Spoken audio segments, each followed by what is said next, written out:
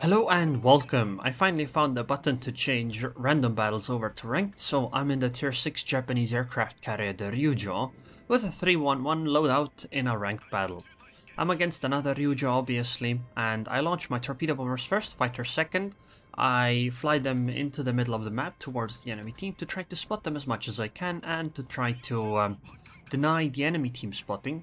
Now, I think the enemy carrier did spot the Sanshan here, but it should be alright because I chased him away immediately.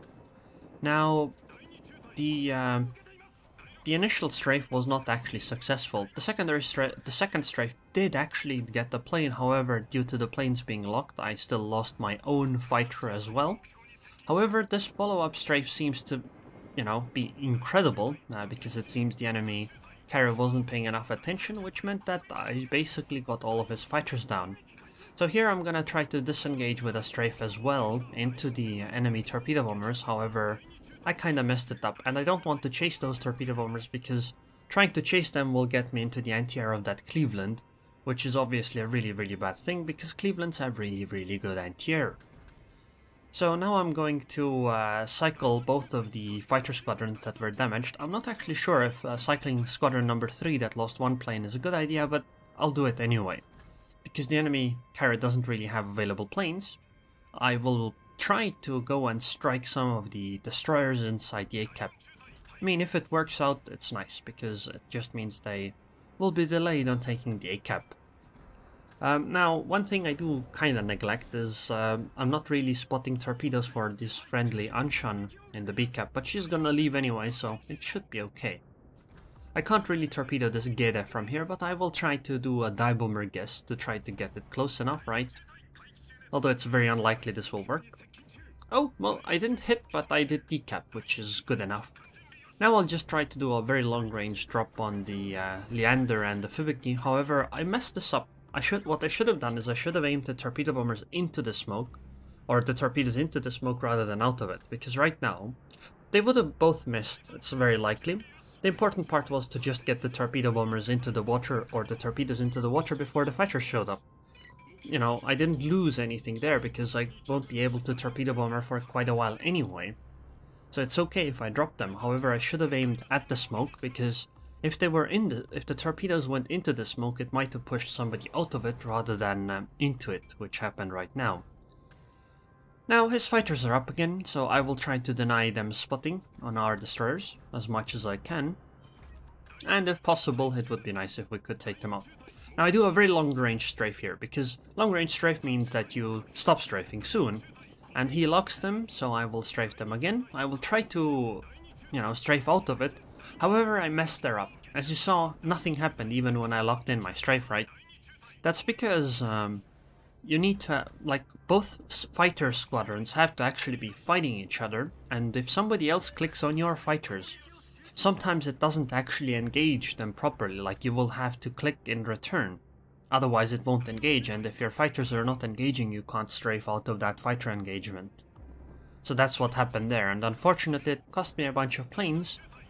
However, considering that the enemy carrier is 28 fighters down, I have to say that he's pretty much out of planes already. So at this point I should have air superiority, and I can pretty much do what I want. Which is a good thing, because this means I can much more easily try to deny my team, or try to deny the enemy team spotting, and I can try to spot the enemy carrier or destroyers as much as I can, or try to spot them as much as I want. Now, I do have to criticize my team here a little bit. As you can see, look at where the Leander is, then look at where the Aoba and Anshan are, and then look at where the Shinonome and the Bayern are. Basically everybody is really spread out, which means that it's really difficult to cover them with fighters, because, I need to have fighters near the Anshan and the Aoba, I need to have fighters near the Leander, and I need to have fighters in the middle near the Shinonome and the Bayern as well, right? So this is actually a pretty big mistake that I see people make in ranked all the time. Now in this game it's not nearly as big of a deal because I have air superiority already, so I can potentially cover them. However, if I didn't have air superiority, what would happen is that I would probably ignore the Leander or the Aoba, like one or the other, because I just wouldn't have the ability to protect all of them. So I saw the Leander hadn't left, so I waited here with my torpedo bombers to try to do a strike, and that's what I did. I also spotted the Leander torpedoes for my friendly Leander, so she couldn't really get caught by them. Unfortunately, I didn't quite take her out yet. However, the dive bomber follow-up, let's go. Excellent. And there goes their Leander. So now we're equal in ships, however we're pretty far ahead due to points since we had the big cap. Our Shinonama is trying to defend the big cap, however for some reason our Anshan is also pushing in, which I think is a bit of a mistake considering how low health she is. I think she should try to stay further away and just let the Shinonama basically handle this, because if the Anshan gets spotted, if the Anshan gets spotted even for a moment, all the planes are dead. Okay, I chased the enemy strike planes away again, because again he doesn't have any fighters, or maybe he has like one fighter or something. So it should be really possible for me to try to defend. However, the smoke screens means I can't really spot things that are in the smoke, like that Gede and the B-cap. However, it's a German destroyer, so the smoke shouldn't last for a long time. So I will try to spot the Gede once she exits the smoke screen. And there she is. However, it happened after they got the B-cap, which is somewhat unfortunate, but should be alright. Now, for some reason, our Leander in the right side is pushing a Cleveland, which seems really odd. Because what I would recommend for the Leander to do is try to stay safe until his smoke is up again, and then I will spot for him, and he can, fight the Cleveland in a much better way. Now, I know where his strike planes are, so he can't really surprise me. The important part is to try to pay enough attention to be able to deal with his strike planes. Okay, actually this Fubiki over there is in a fairly good position to try to drop with torpedo bombers and dive bombers, because the Fubiki is actually near an island, which means it's really difficult to try to maneuver around there. Although, it depends on how she maneuvers, of course, but some courses of maneuvering with the way the Fubiki is positioned are really bad, actually. And she's gonna be sailing next to the island, so this should actually be a fairly good try for me to torpedo bomber. However, I think I messed this one up a little bit. However, so did she, so she has to turn closer, which means that she's getting closer and closer. And I have spotted her torpedoes, so those should not be much of a threat to anything. The New Mexico is a bit of an issue here. Oh, she's slowing down, so I'll try to do a drop while she's in the smoke. Because it's very likely that that will hit at least one of the torps, right? Since she's slowing down. Okay, let's see. Excellent, I hit one of the torpedoes. That's good enough. And I'm just gonna dive bomb to follow up. But it's more of a guess, which I messed up. I did not notice. However, meanwhile, while this was going on, I kinda neglected my Leander, and I did not spot the Cleveland enough. So that means that the Leander probably lost a bunch of time on his smoke. I do like the fact that the Leander didn't actually keep fighting the Cleveland as hard. Okay, it seems like I need to bring my carrier further away as well, because, yeah. Wouldn't be very nice to just suddenly randomly get hit by torpedoes, would it? Now, they are actually still taking into the advantage in points, however, I think they're being too aggressive with the destroyers. I think what their Gede is doing is a bad idea. Since the Gede can be shot by the Bayern and the Shinonoma in the smoke, I think the Gede is actually gonna die here for very little reason. The Lander did take out the Cleveland, which is very nice. Also, I have to say that the enemy team made the same mistake that I mentioned about my team earlier, that is they split up unnecessarily. Like the Cleveland and the Gasoline going on their own was a really bad idea. Their destroyers and the battleship were actually, in my opinion, better positioned though.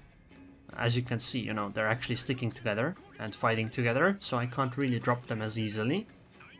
And it also means that the destroyer can't go and bully them. Okay, that Fubik is fairly low health. Let's try to finish her since that smoke is gone. Is she gonna turn in? I don't know. But I will try to drop like this anyway. If I hit one torp, then that Fubik is gone, and we should probably win the game. Excellent. So now I'll do a dive bomber follow-up onto this New Mexico. the important part is that their Geda is still alive. I need to try to defend my Leander. Oh, never mind. The Leander went down to the gasoline. Still, I think what the Leander did ended up being very useful.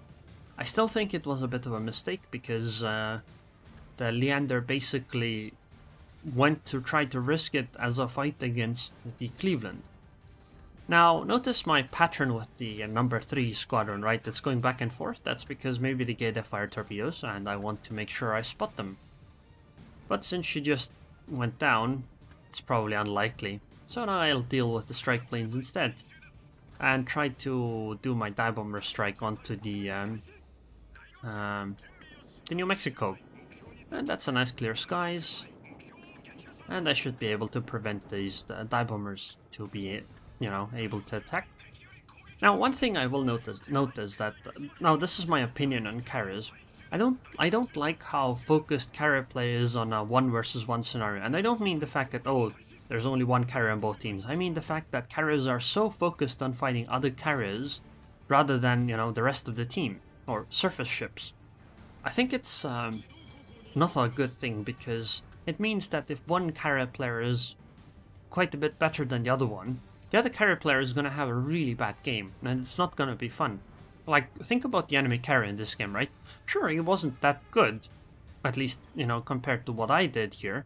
However, you know, he was still somewhat good at carriers. Like, that guy is not new to carriers, and he's going to have a horrible game.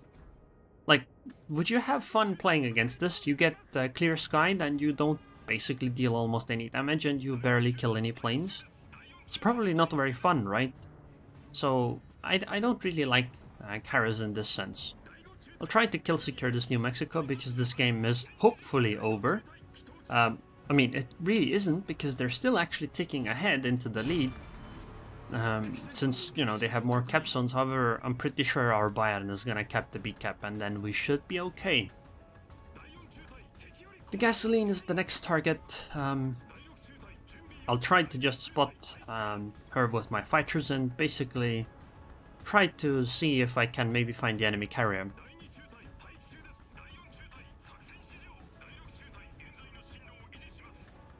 Also, there's a quip in the chat. You see, the B cap has been available for capping for the Shinonome for quite a while, right?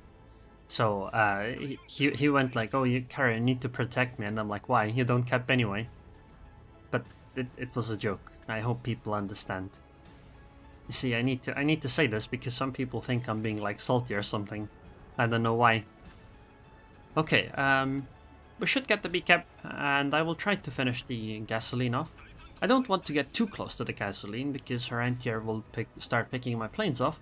However, I do need to be close enough to actually, you know, spot her. Okay, we will get the B cap. The Shinonome will probably go and cap the A cap, and I will try to finish this guy off. I'm not really looking for the enemy carrier because I'm not actually sure that she is deplaned. You see, Ryujo doesn't have only 36 planes, but it's likely that my friendly anti-air has shot some of them down as well. So I don't really want to overextend with my fighters. I just want to keep them around where, you know, most ships are. Now, I basically leave my carrier defenseless because we're talking about strike Ryujo, which means that they only have 2 squadrons, and Ryujo's anti-air should be good enough to try to ward off 1 strike. Oh, damn, this was a bad dive bomber drop. I missed. I completely missed there. Okay, I'll try better with the torpedo bombers. Come on. Okay, so basically I'm approaching from the front. I want the gasoline to commit to a turn. But she didn't want to do it earlier, but now she did for some reason. And I'm not sure why. Oh, okay, to try to bait me out. So if I would have dropped there, that would have been a really, really bad drop. However, I anticipated it and went the other way, so I think this should actually hit. Yep, goodbye gasoline. And that's kill number 4. So I've got 4 kills out of 7 in a ranked battle as an air superiority Ryujo. Actually, this isn't even my highest damage game. I had an 85,000 damage game as air superiority Ryujo in a ranked battle. But that game wasn't as good. I actually got outplayed in that one, but I just got really lucky that our team managed to take out the enemy carrier. And there's the Ryujo, probably still having a really bad time because he has not been able to basically do anything for the last few minutes. But we have finally got to 1000 points, so the game is over. And this was a rank 5 to 10 battle too, and it was actually a few days ago, so 4 days ago. 1909 base experience. And as you can see, the Ryujo is at the very bottom, and that's because, you know, he isn't as good, and honestly I think that's really unfun for him to play. Unfortunately, that's the way the game is set up. Anyways, hope you guys enjoyed this video. I would like to thank the patrons on Patreon. Thank you very much for your continued support. They call me Tim, and I hope I'll see you guys next time.